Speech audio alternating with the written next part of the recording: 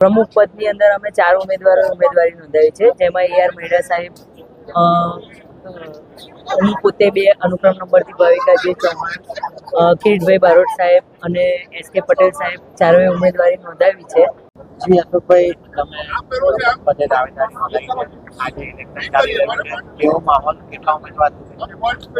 આજે નડિયાદ બારના હોદ્દેદારોની ચૂંટણી યોજાઈ છે. એમાં ટોટલ કમિટીના બધા તેને 17 ઉમેદવાર છે.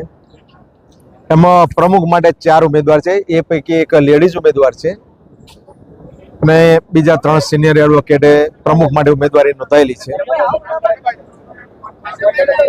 આજે નડિયાદમાં જે ચૂંટણી થઈ રહી છે એને શાંતિપૂર્ણ વાતાવરણમાં ચૂંટણી થઈ રહેલી છે અને સવારથી જ ઘણા વકીલ મિત્રોના ટોળા મત આપવા માટે આવી રહેલા છે અને સવારે 8:30 થી સાંજે 4 વાગ્યા સુધી આ ચૂંટણીની પ્રક્રિયા ચાલુ રહેશે.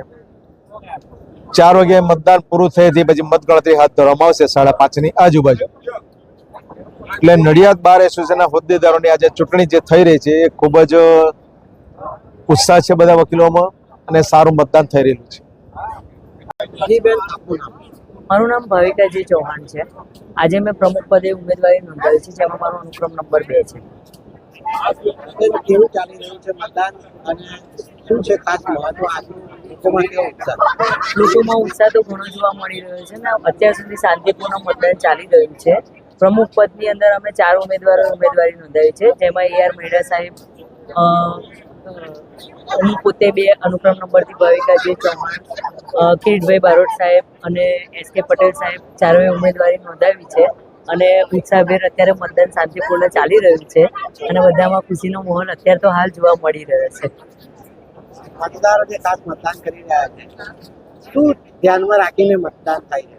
બસ સારું પ્રતિનિધિત્વ કરી શકે એવા ઉમેદવારો ચૂંટીને લાવે અને એમના વતીથી તમામ વકીલો વતીથી સારી પ્રતિનિધિત્વ કરે એવા ઉમેદવારોની અમે ચૂંટીને લાવીશું.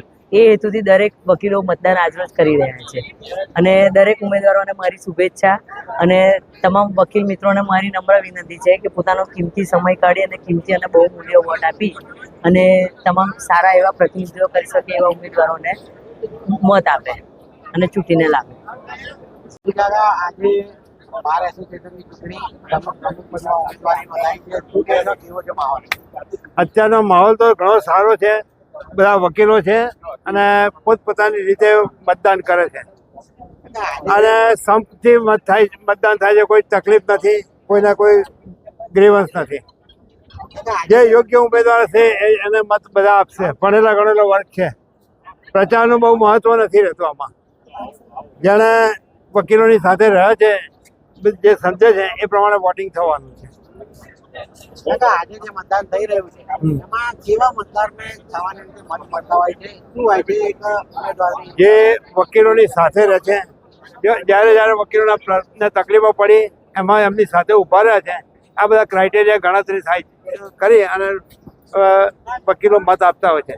વકીલો બુદ્ધિજીવી છે, કોને આપવો ના આપવો એ બહુ સારી રીતે સમજતા હોય છે, એટલે એ પ્રમાણે જ વોટિંગ થતું હોય છે.